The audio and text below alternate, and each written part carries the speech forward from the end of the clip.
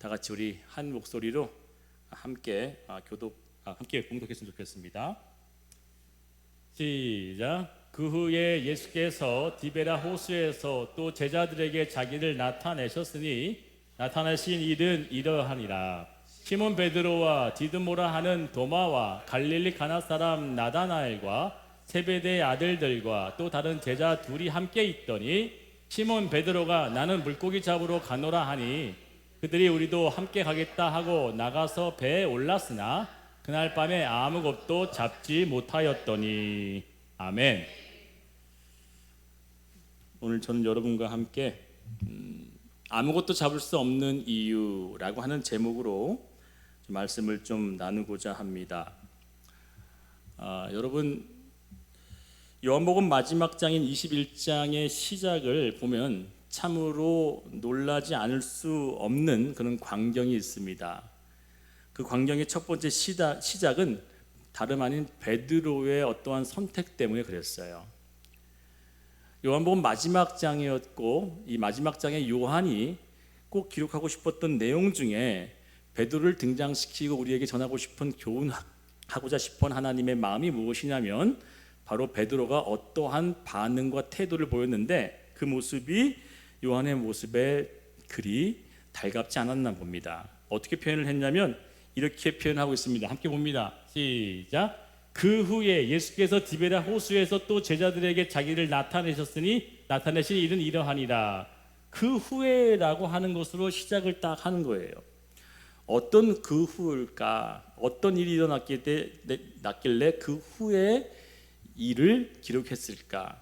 그럼 앞에 장을 보면 되잖아요. 요한복음 20장 내용을 봤더니 그 20장 내용이 어떤 내용이냐면 바로 예수 그리스도가 두 번째 부활하신 후에 나타나신 제자들과 함께 지냈던 모습에 그들이 의심하는 도마를 향해서 또 제자들도 같이 있었죠. 그들에게 어떻게 했어요? 뻥 뚫려 있는 자신의 손과 옆구리를 보여주셨단 말이죠. 이것만큼 정확한 그리고 확실한 증거가 어디 있겠습니까? 확실한 살아계심에 대한 증거를 보여줬음에도 불구하고 그 일이 있어났는데도 어떻게 됐다는 거예요? 그 후에 뭐 했대요? 어떻게 했대요? 볼까요? 봅니다. 시작. 시몬 베드로가 나는 물고기 잡으러 간다. 그 후에는 하나님의 놀라운 일이 일어났음에도 불구하고 이 시몬 베드로라고 하는 사람은 예수님을 만나고 직접 그 사실과 사건을 목격했음에도 불구하고 도망갔다는 거죠. 물고기 잡으러 갔다는 얘기죠. 그래서 저는 이 사실을 보고서 제가 베드로가 돼봤어요. 근데 베드로의 마음이 정말 너무나 이해가 되는 거예요. 여러분, 베드로 마음이 이해되는 진짜 이유가 뭔지 아세요?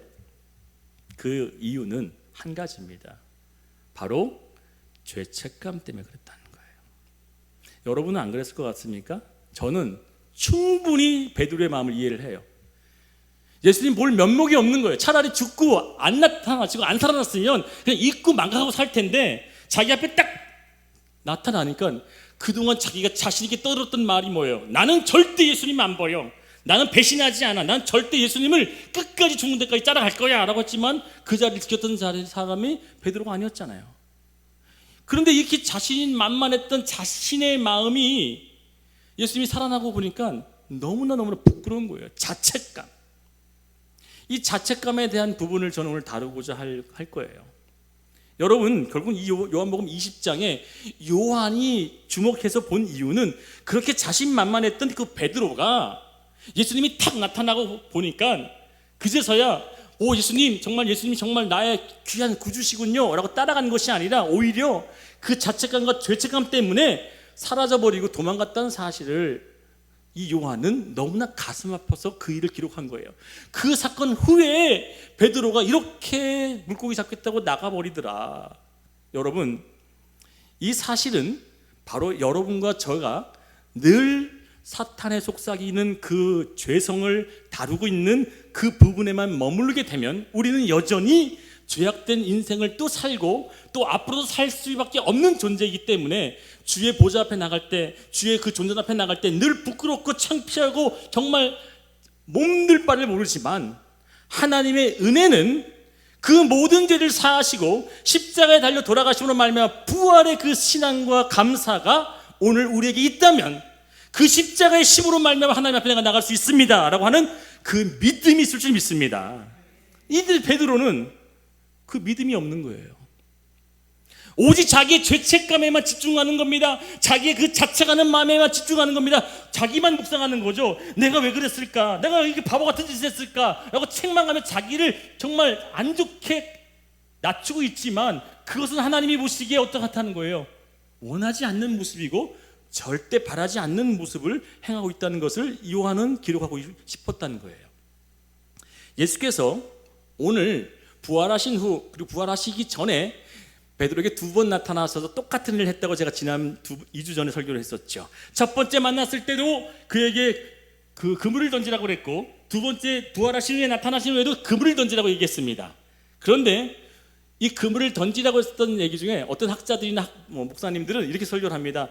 뭐 깊은 데랑 오른쪽이랑 뭐 어떤 그런 거에 의미를 담아서 설교하는데, 그거보다 더 중요한 것은 깊은 데를 던졌든지 오른편에 던졌든지 그거 더 중요한 것이 아니라, 더 중요한 것은 명령하신 이유가 뭐냐 이거예요. 그게 더 중요하다는 얘기죠. 왜 깊은 데로 던졌고 왜 오른편에 던지라고 하는 그 명령하신 이유가 뭐냐 이거죠. 그 명령하신 이유는 만일 그 베드로가 열심을 가지고 노력을 하고 자신이 할 수 있는 그 모든 것을 다 해서 물고기가 가득하게 그 그물을 채웠다면 예수님께서 그 얘기를 할 필요가 있어요 없어요? 있어요 없어요? 없어요. 이걸 돌려 얘기할게요. 내 삶에 모든 것이 내가 손만 대면, 내가 걷기만 하면 모든 것이 술술 잘 풀어진다 그러면 우리 예수님 찾을까 안 찾을까? 죄송하지만 여러분, 예수님 안 찾습니다. 절대 안 찾아요. 아니, 예수님을 내가 섬긴다고 하면서도 예수님은 뒷전에 두고 내가 하고 있는 내 손대는 일에 더 관심을 두고 더 집중을 하고 더 많은 열정과 힘을 쏘는 게 우리란 말이에요. 근데 베드로는 성격 자체가 굉장히 열심히 있고 성실하고 모든 사람 앞에 늘 나서기를 좋아했던 그런 성격의 소유자였는데, 그가 열심을 내고 고기를 잡았지만 못 잡았던 그 상황에 예수님께서 그에게 얘기합니다.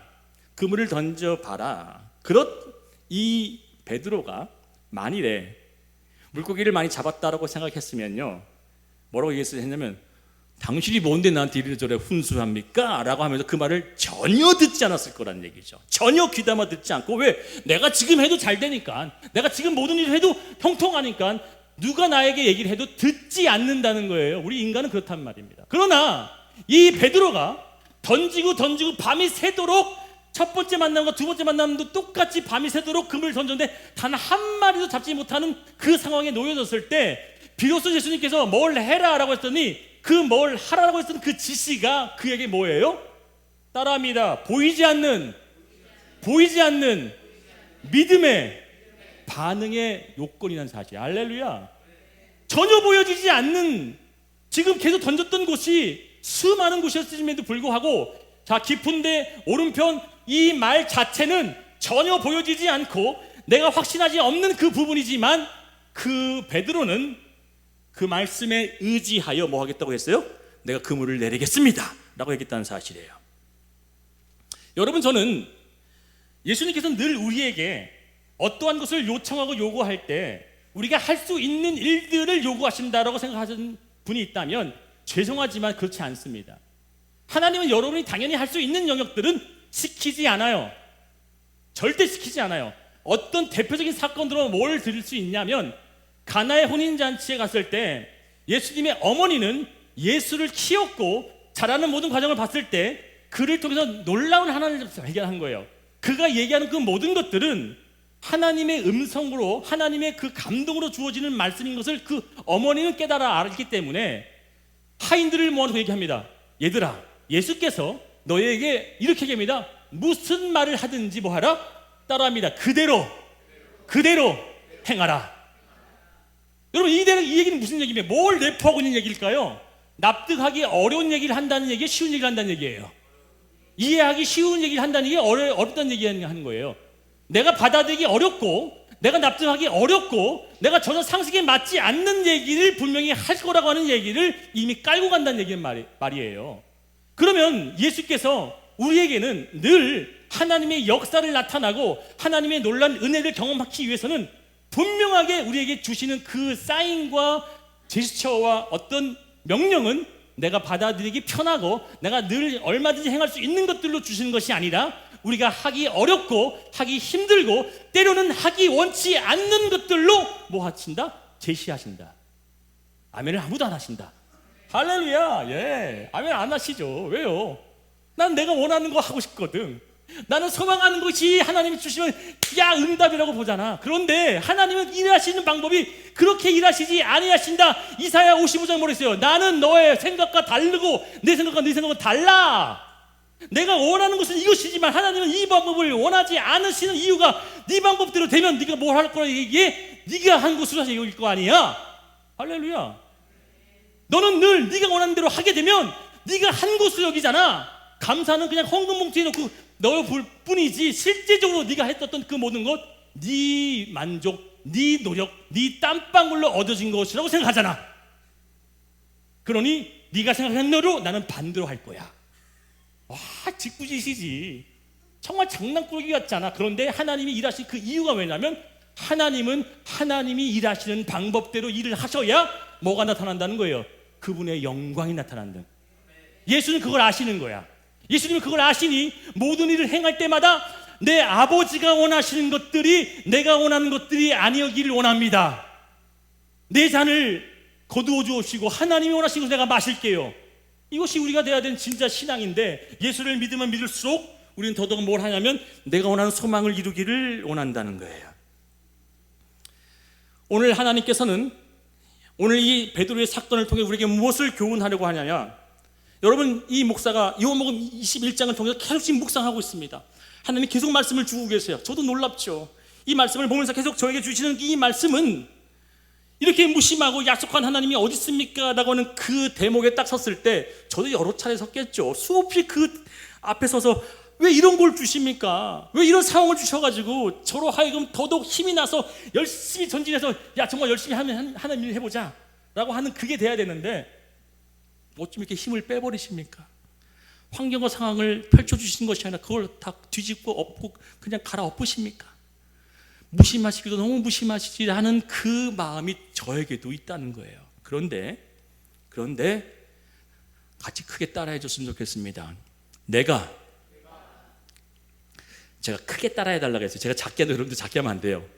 내가 확신하고 예측 가능하고 분명하다는 것은 버려라. 아멘 안 하시잖아요. 내가 확신하고 예측 가능하고 분명한 것은 뭐 하라고요? 버려라. 할렐루야. 여러분 베드로가 뭘 버렸어요? 어부가 그물을 버린다는 얘기는 무슨 얘기입니까? 우리 박 집사님이 저기 그 펌프 버리면 어떻게 돼요? 차를 끌고 나가서 어디 일을 하는데 펌프를 버리고 다른 거 다 챙겨갔어. 그 뭐라 그러죠? 그 펌프 있잖아요. 압력해가지고 공기 쫙 뿌리는 거, 고압 펌프 같은 거 있잖아요. 일을 할 수 있어요, 없어요? 못해요. 우리가 행할 수 있는 그 어떤 일에 내가 이건 확실하고 예측 가능하고 분명한 것들을 버릴 때 하나님이 일하는 방법이 그 안에 숨겨져 있다는 거죠. 베드로가 그물을 버리고 쫓았다고 하는 것이 두 번에 걸쳐 나오는 이 사건을 통해서 요한은 그걸 보는 거예요. 그가 믿고 의지했던 그 그물은 그에게 전부였고 그 인생의 그 모든 것이었고 그에게는 그것이 삶의 수단이었고 생기였는데 그것을 버리고 나는 예수만이 내 삶의 전부다라고 잡을 때 그 인생은 하나님께서 뭐 하셨더라? 책임져 주시더라는 거죠. 그래서 그 예수가 담겨있던 그 베드로가 얼마나 대담해졌냐면 쫄았던 그가 방문을 벗어차고 밖으로 나가가지고 예수를 막 전파하니까 그날 5,000명, 2,000명이 회개하고 돌아오더니 그리고 그가 툭 하고 건드리면 그는 자동 오토매틱으로 뭐가 튀어나오면 내 안에 가진 게 예수밖에 없어. 내가 줄 것은 금과 은은 없는데 난 예수밖에 없어 라고 하는 이 예수로 가득 찬 사람이 되어버리더라. 할렐루야. 즉 우리 안에 내가 소유하고 붙잡을 것들이 무엇인지를 제대로 알면 예수가 더 중요하다고 알면 내가 붙잡는 그 모든 것들은 자연적으로 예수의 손에 안겨줄 줄 믿습니다. 그런데 우리는 여전히 내 걸 붙잡고 여전히 그것을 내가 움켜쥐고 하나님을 쫓겠다고 계속 쫓지만 예수님은 저기서 나 아직 안 가고 있는데? 라고 한다면 어떡하실 거냐 이거야. 나는 열심히 쫓아갔어. 예수는 안 쫓아오셔. 이건 허당이고 꽝이잖아요. 사랑하는 여러분, 이 목사도 결국은 목회를 하면 할수록 점점 부서지고 깨지고 다듬어지는 게 뭐냐면, 저의 그 잘남과 교만과 역시 하나님 정말 사람 잘 선택했어. 이 목사 정말 잘 선택해가지고 이 시대를 뒤바꿀 만한 정말 귀한 목자로 세운 것이 정말 현명하신 것 같아. 그렇게 생각했던 목사였어요. 교만하죠? 얼마나 교만해요. 그런데 점점 시간이 1년, 2년 지나면서 저 같은 자를 써줘서 정말 감사합니다라고 하는 고백이 현실로도 나오고, 우리가 오늘 전생에 오실 때도 그 한 사람 보면서도 한 사람이 오시는 걸 너무나 감사하고 감격되는 마음을 가지게 되어지는 게 진짜 아버지의 마음을 갖는 거구나라고 하는 이 연약한 그릇이 되어지는 게 되게 너무 기쁘더라는 거예요. 사랑하는 여러분, 진짜 하나님이 원하시는 종과 하나님의 사랑하는 자녀는 하나님밖에 없습니다라고 하면서도 여전히 내 것을 다 움켜쥐고 살아가는 것이 아니라, 이것이 정작 내 삶에 없다 할지라도 하나님 한 분으로 살겠습니다라고 하는 그 고백이 진실로 되어지는 그 사람에게는 하나님은 그 그물로 그에게 어떻게 했냐, 내가 그 그물로 뭐 하겠다? 사람을 낚는 사람으로 내가 만들겠다.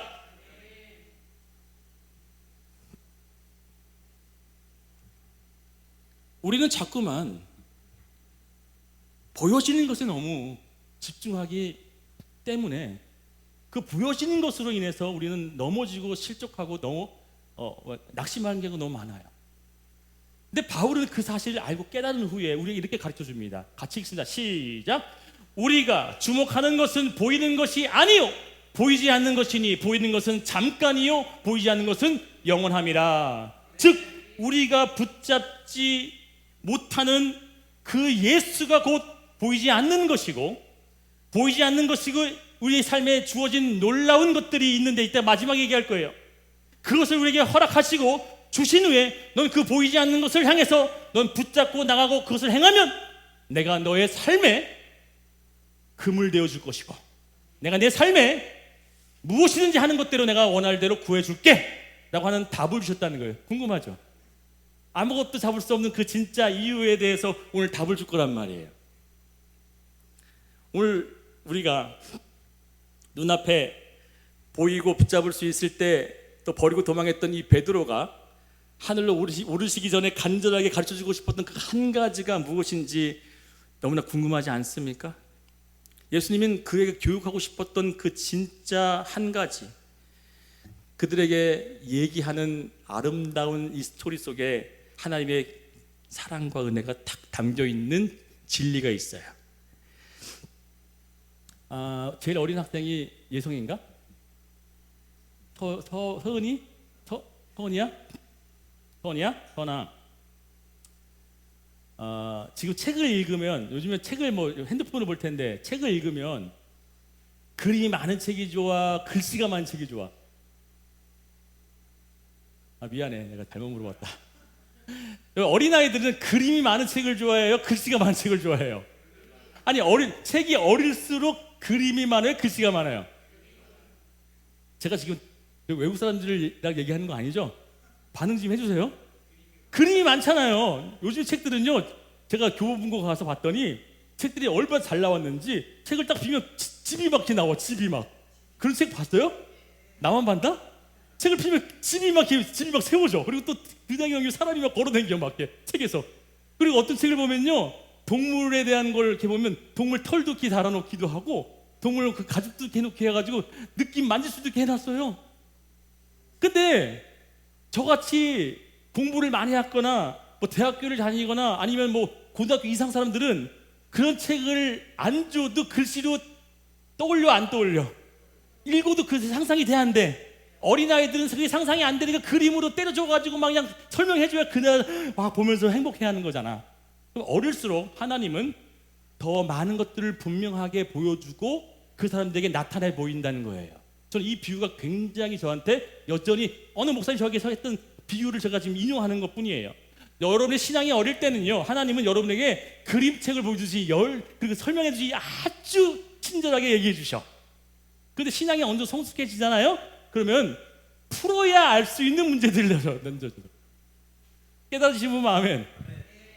아직까지 나는 여전히 그림책을 좋아하신다? 거기에 머물러도 됩니다. 근데 더 놀라운 사실은 깨달아지면 그 문제를 갖고 다른 문제를 풀 수 있게 된다는 거예요. 할렐루야! 그래서 신앙의 성숙의 단계를 넘어가는 그 사람이 되어지는 땐 하나님이 답을 탁하게 주는 것이 아니라 펼쳐서 보여주는 게 아니라 풀어서 읽어서 해석하고 고민해야 나타날 수 있는 것들로 신앙의 성숙한 자들에게 보여주신다는 거예요. 그러면 오늘도 이 베드로에게 하나님은 무언가를 보여주기 위해서 그에게 나타나셨는데 과연 뭘 보여주기 위해서 이에게 나타났을까? 그것은 바로 이에게 어떤 한 가지 마음을 가지고 살아야지만 그 인생이 하나님 앞에 진짜 귀하게 붙들린 된 영혼으로 살 수 있다는 것을 그에게 마지막 만남이잖아요. 마지막 만남 때 알려주고 올라가고 싶었던 거예요. 3번 등장하셨죠? 근데 마지막 만남이 베드로였단 말이죠. 그에게 꼭 알려주고 싶었던 이 한 가지. 그래서 저는 오늘 여러분에게 이 한 가지를 알려주기를 원합니다. 왜 이렇게 목사님이 뜸을 들이실까? 저 요즘에 설교를 굉장히 빨리 끝내고 있는 거 아세요? 굉장히 요즘에 설교를 빨리 끝내고 있잖아요. 30분을 안 넘기잖아요. 저 스스로 놀래요, 요즘에. 여러분, 소망의 세계라는 것, 소망의 세계라는 것이 확실한 세계예요, 불확실한 세계예요? 아유, 반응 좀 해주시라니까. 우리 진짜 저랑 싸우자는 건 아니야. 소망의 세계가 확실한 세계, 불확실한 세계야. 불확실한 세계잖아. 내가 나 서울예대 가겠다라고 하는데 확실해? 소망은 확실하지만 사실은 불확실하잖아. 나는 한양대를 가야겠다라고 하지만 그 소망이 불확실하단 말이야. 그런데 이 불확실한 세계에 하나님은 늘 뭐 하기 원하시냐면 그 불확실한 세계에 직접 던져라 그런다는 거야. 베드로에게도 그 깊은 곳이고 그가 계속 왼편으로 던졌는지 모르겠지만 오른편에 안 던졌으니 오른편 던져보라는 거죠. 불확실한 곳, 내가 소망을 두는 그곳은 우리 삶의 사실은 불확실한 것에 내가 펼쳐진 것을 봐야 한다는 거예요. 어떻게 봐야 하냐면 불확실하지만 무슨 시선으로 봐야 된다? 소망의 시선으로 봐야 된다. 제가 우리 박 지사님께 그랬어요. 박 지사님, 그냥 여기서 이렇게 머물 것 같지 않아요 그랬어요. 근데 옆에 계신 김 전사님이 아멘 하시는 거야. 박 지사님이 아멘 하시지 않아요. 내가. 근데 제가 분명히 하나님께서 여기서 있는 이 자리로만 머물지 않고 하나님께서 확장시켜 넓히실 텐데 라고 했어요. 목사가 그 말씀을 했다면 그냥 목사님이 하셨겠지 하는 것이 아니라, 그래? 그러면 아직은 보여지지 않고 불확실한 세계지만 나 한번 그 안에 소망을 둬볼까 라고 하는 것으로 둘 때 하나님께서 그 안에 뭐 하시는 거예요? 빌립보서 2장이 뭐예요? 하나님께서 각 사람이 뭘 두고 일하신다? 소원을 두고 일하신다. 할렐루야!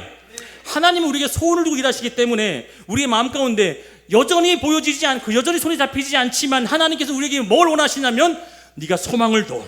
네 안에 소망을 두고 그것을 묻고 안고 부둥켜 안고 있으면 뭐 한다? 반드시 그 소망은 너 안에 확신한 것들로 응답이 되어질 거야 라고 한다는 거죠. 자, 보겠습니다. 누가복음과 요한복음 두 번 다 베드로가 얼마나 고생했는지에 대해서 보여주고 있어요. 같이 읽습니다. 시작. 시몬이 대답하여 이르되 선생님, 우리들이 밤이 새도록 수고하였으되 열심히 수고했다는 거예요. 여기 기억하세요? 열심히 애썼다는 거죠. 자, 여기도 보면 뭐예요? 아무것도 잡지 못했다는 거예요. 뭐예요? 수고했다는 거야? 아니면 널널이 놀았다는 거야? 수고했다는 얘기죠. 둘 다 열심히 수고했다는 거예요. 열심히 애를 썼어요. 힘을 다해서 모든 것을 다 했는데 안 된 거잖아요. 여러분, 이 찬양 여러분 아십니까? 무거운 짐을 나 홀로 지고 견디다 못해 쓰러질 때 불쌍히 여겨 구원해 주리. 여러분, 우리가 무게가 무거워서 막 힘들어하고 있으면 하나님께서 야, 그 무게 나한테 줘라고 하는 게 맞죠? 그게 원하죠? 땡! 근데 그게 틀렸어요. 무거운 짐을 나 홀로 지고 견디다 못해 어디까지 가라고? 쓰러질 때까지 가기 원하신다는 거예요. 여러분, 우리는 자꾸만 설교 강단에서 목사님들은 그 무거운 짐을 하나님께 맡겨요. 못 맡긴다니까. 누가 맡겨? 어떻게 맡겨? 못 맡겨요. 왜? 우리는 자연적으로 그 무거운 짐을 계속 지고 갈 수밖에 없는 그 원초적 본능이 우리에게 있단 말이야. 왜? 그 짐을 내가 지고 가야지만 내가 마치 마땅한 것으로 여기지만 하나님 원하시는 건, 야, 너 언제까지 버틸 거야? 또 짐을 얹어. 또 언제까지 버틸 거야? 또 얹어줘. 또 얹어줘. 견디다 못해 팍 쓰러지는 그 타이밍에 하나님께 뭐 하시냐면 그때 우리를 일으켜주시는 하나님인 줄 믿습니다. 왜요? 그래야만 우리 고백이 하나님께서 나를 도와주셨네요 라고 나온다는 거예요. 우리 등에 무거운 짐을 엄청 내고 내가 버텨 올라갔다. 그럼 뭐 돼요? 역시 나 해냈어. 나 베드로야. 역시 나 해냈어. 짱이지. 이러면 뭐 돼? 하나님은 난 뭐 했냐 그동안? 이렇게 되어지는 거란 말이에요. 하나님은 그것이 아니라 우리에게 원하시는 것은 그 무거운 짐을 견디다 못해 쓰러지는 그 타임까지 갈 때 내가 너를 어떻게 하냐? 그때 내가 널 구해 줄 테니 빨리 뭐 하란 거야? 넘어져. 또 아멘 안 하시네. 우리는 지금 할렐루야 성공하시면 우리 아멘이 잘 나오잖아. 근데 넘어져니까 아멘 안 하잖아. 근데 사실 넘어져가 맞아요. 쓰러져가 맞다고요. 넘어지고 쓰러져야. 오늘 이 베드로가 넘어지고 쓰러졌기 때문에 그 베드로를 뭐 하신 거예요? 찾아가시고. 할렐루야. 100마리의 양 중에 한 마리가 넘어지고 쓰러져 잃어버렸을 때 그를 찾아가시고. 할렐루야. 결국 우리는 넘어지고 쓰러지는 존재가 되어졌다고 하는 사실을 인정할 때 하나님의 은혜와 그 구원의 역사가 우리 안에 복된 것이 된다는 사실이에요. 그럼 오늘 우리가 깨달아야 될 건 진짜 이 아무것도 수고하고 얻은 것이 없는 이 타이밍에 어떻게 그 하나님의 은혜를 얻을 수 있느냐. 베드로처럼 자책감을 가지고 죄책감에 억눌려서 그냥 도망쳐버리고 피해버리는 인생이 되어버리는 그 사람에게는 하나님께서 찾아가셔서 이제는 내가 답안지를 줄게 라고 하면서 그게 답안지를 주는 장면이 이제 나오죠. 그러나 하나님께서 우리에게 이 과정을 주기 전에 모든 성경의 인물들을 제가 다 나열하면 뭐 똑같은 사람들이 줄줄이 나오지만 대표적인 인물들만 이렇게 얘기할게요. 결국엔 야곱이라고 하는 사람의 이름은 꾀돌이, 사기꾼, 자기 손을 의지하는 자라고는 의미예요. 야곱이라고 하는 이름 자체가. 그는 굉장히 머리가 명석하고 똑똑한 사람이었죠. 모든 것을 자기의 능력대로 살았던 인생이었어요. 마지막 하나님의 그 기도에 견디다 못해 쓰러질 수밖에 없는 그 상황에 딱 넣어졌을 때 어떻게 해요? 그때까지도 뭐 해요? 버텼어요. 개겼죠? 개겼어 안 개겼어? 하나님한테 싫어하고 개겼는데 환도뼈가 탁 쳐서 무너지니까 어떻게 돼? 그때 비로소 예수님의 발목을 잡아. 나를 도와주지 않으면 내가 안 눕는데. 그때 무슨 얘기를 하시는지 잘 들어보세요. 네가 나와 겨루어서 뭐 했다? 이겼다라고. 할렐루야. 굉장히 중요한 얘기야. 이 얘기가 왜 중요하냐? 여러분, 환도뼈가 쳐져서 이 골반뼈가 부러진 거예요. 골반 부러지면 중심축이 무너지잖아. 그럼 쓰러진단 말이야. 이긴 거야, 진 거야? 한번 부러뜨려줘?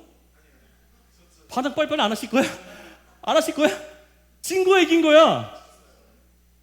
성현아, 진 거야, 이긴 거야? 진 거잖아. 근데 하나님 뭐라고 얘기죠? 이겼대. 뭐가 숨겨져 있을까?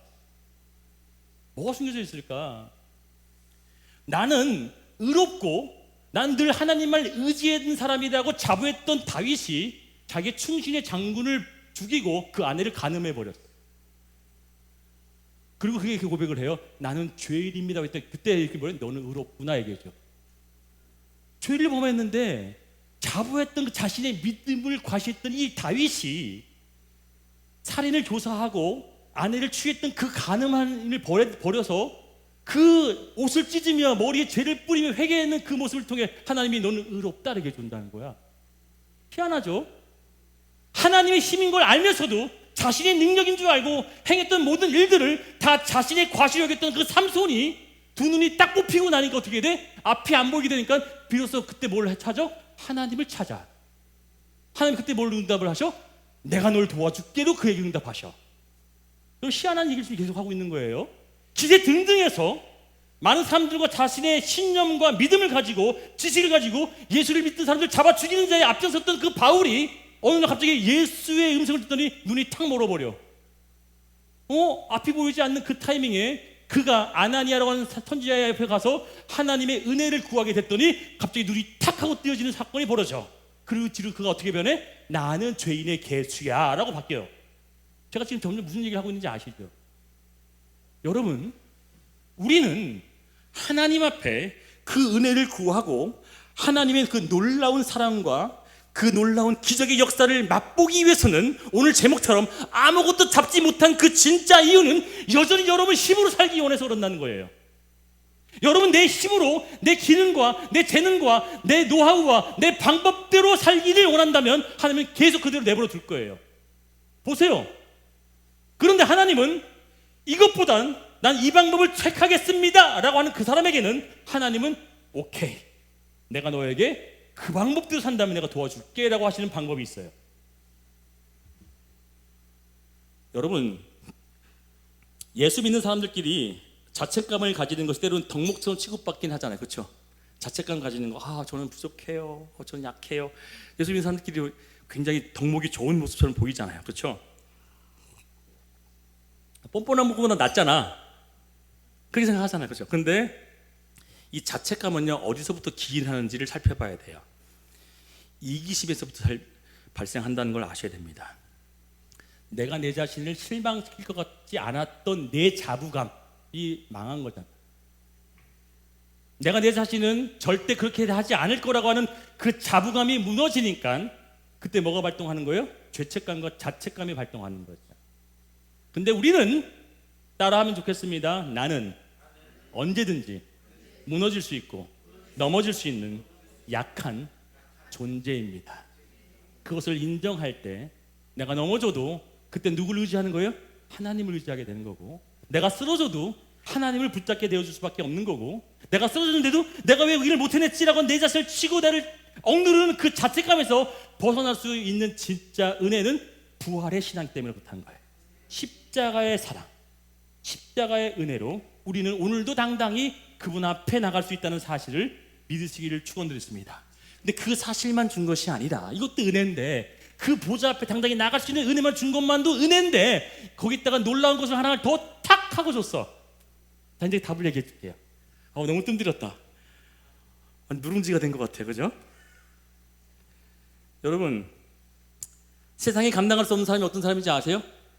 세상에 감당할 수 없는 사람은요, 나는 아무것도 할 수 없는 존재이기 때문에 하나님만 붙잡습니다가 되는 사람이에요. 아멘인가요? 제일 무서운 사람이잖아. 난 아무것도 할 수 없으니 하나님을 붙잡을 수밖에 없어요. 하나님은 저를 의지해요 라고 하는 사람이 세상이 감당할 수 없는 거죠. 왜? 가장 큰 분을 의지하니까, 가장 막강한 능력을 붙잡으니까. 그것만큼 의지할 수 있는 사람이 어디 있어요? 그런데 나를 계속 묵상하는 사람은, 나만 의지하는 사람은 나에게 갖고 있는 내 능력 안에서만 사는 거예요. 그게 세상에 사는 사람들의 법칙이잖아요. 세상 사람들은 자기의 능력, 자기의 그 발생시킬 수 있는 생산의 범위 안에서만 일하잖아요. 근데 우리는 뭐 하냐면 내 범위를 하나님께 드리고 하나님께서 그걸 내 대신 일해 주시는 것을 원하시는 것이 우리의 인생이란 말이죠. 그럼 그 대신 줄 수 있는 방법이 무엇일까라고 하는 것을 알게 되면 곧 오늘 이 답이 벌써 뭔지 탁 떠오르는 사람이 있을 거야.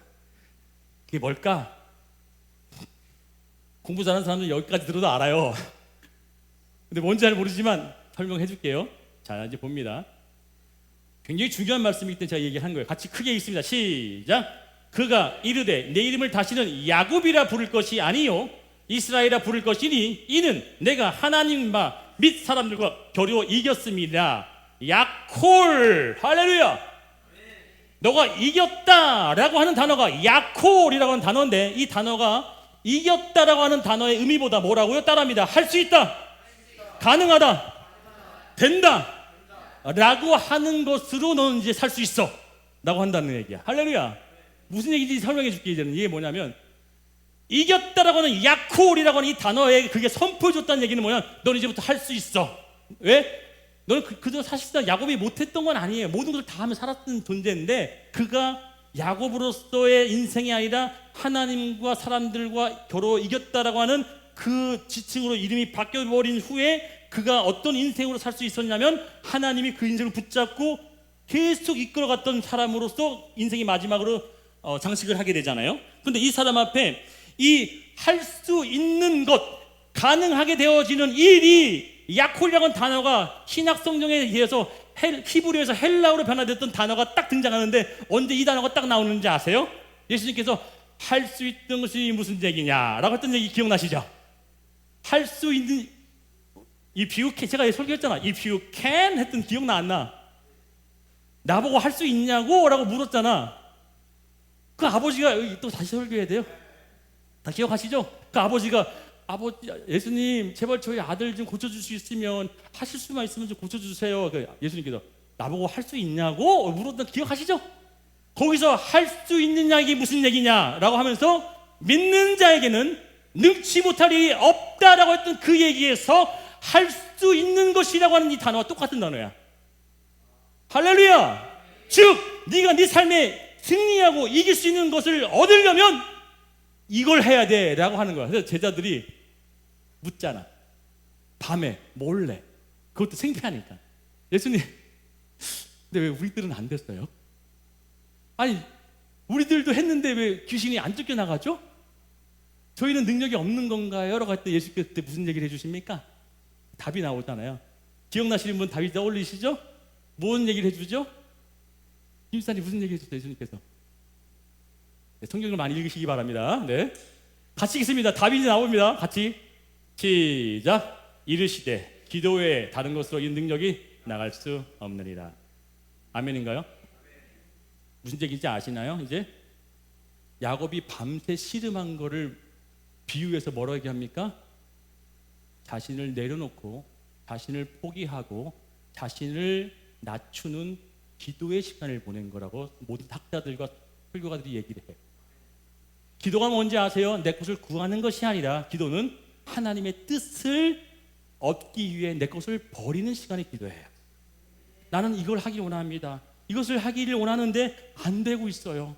잘 안 되네요. 실패되는 길로 가고 있는데 하나님 이것을 하나님께서 붙잡아 주세요라고 하면서 하나님께 맡기는 게 뭐라고요? 기도라고요. 여러분 사업을 하십니까? 여러분 제가 기도하라 그랬어요. 우리 성경한테도 기도해. 네가 아무리 연습을 해도 저는 이 단위에서 얘기하는 거예요. 연습보다 더 중요한 게 기도라 라고 얘기했어요. 저는 이 말을 목사기 때문에 하는 것이 아니라 하나님의 영적인 법칙을 알기 때문에 얘기하는 거예요. 이 학원에 있었던 모든 친구들, 교회에 다녔던 학생들에게 제가 얘기했어요. 그 기도의 자리를 끝까지 지키고 하나님을 의지하는 그 마음이 곧 할 수 있는, 승리할 수 있는 힘이 된다는 사실을 믿으시길 축원드리겠습니다. 이 베드로는 늘 자기의 힘을 믿었죠. 나는 절대 배신하지 않아. 난 죽을 때까지 쫓아갈 거야. 쟤들은 다 별로 난 안 버려. 자신을 믿었던 그 마음에 어떤 마음을 심어주신 거예요? 이제는 너는 기도하고 하나님만 의지하는 인생으로 살아야 돼 라고 얘기했어요. 그래서 세 번에 묻죠. 그때 늘 자기중심적이었던 베드로였죠. 그는 예전이었으면 어떻게 해요? 네! 예수님 사랑합니다. 네! 예수님 사랑합니다. 세 번 대답했겠지만 이제는 뒤바뀌어버린 이 인생이 어떻게 대답하죠? 주님이 하십니다 라고 바뀌어요. 늘 자기중심적이었던 신앙과 내 힘과 내 열정으로 살았던 인생에서 이제는 기도하는 인생, 하나님만 의지하고 하나님만 붙잡겠다라고 하는 인생으로 뒤바뀌어버리는 그 사람이 됐을 때 그가 걸어나가는 곳곳마다 성령의 역사가 나타나더라. 할렐루야. 이 작은 교회를 운영하고 있는 이 목사도 하나님께서 함께 하시는 걸 저는 느껴요. 왜요? 매주 주시는 말씀을 통해서 볼 때마다 또 벌어지는 일을 볼 때마다 하나님 정말 역사하시고 살아계시는구나를 느껴요. 왜요? 그 이유는 하나예요. 제가 시간이 가면 갈수록 더더욱 저의 무익함과 저의 부족함과 저의 약함을 더욱더 고백하는 것이 제가 자동적으로 여러분들께 시인되어질 거라고 저는 믿어요. 왜요? 그것이 곧 하나님을 의지할 수 있는 절대적 무기일 줄 믿습니다. 기도할 수 있는 그 기도의 자리가 여러분에게는 열심히 수고하고 애쓰고 노력하는 것보다 훨씬 더 값지다고 하는 사실을 깨달아진다면 금요기도에 나와서 기도한다는 게 얼마나 소중한지를 깨닫게 되실 거예요. 제가 한 번도 금요기도에 대해서 막 얘기한 적이 없는데 오늘 설교 다니면서 얘기하는 이유가 있어요. 왜요? 하나님은 그 자리를 정말 축복한 자리로 지금 이 교회가 설립된 지 9년 동안 계속 빠지지 않고 그 기도의 자리를 통해서 하나님은 일을 하시더라는 거죠. 사랑하는 여러분, 오늘 말씀을 좀 마치겠습니다.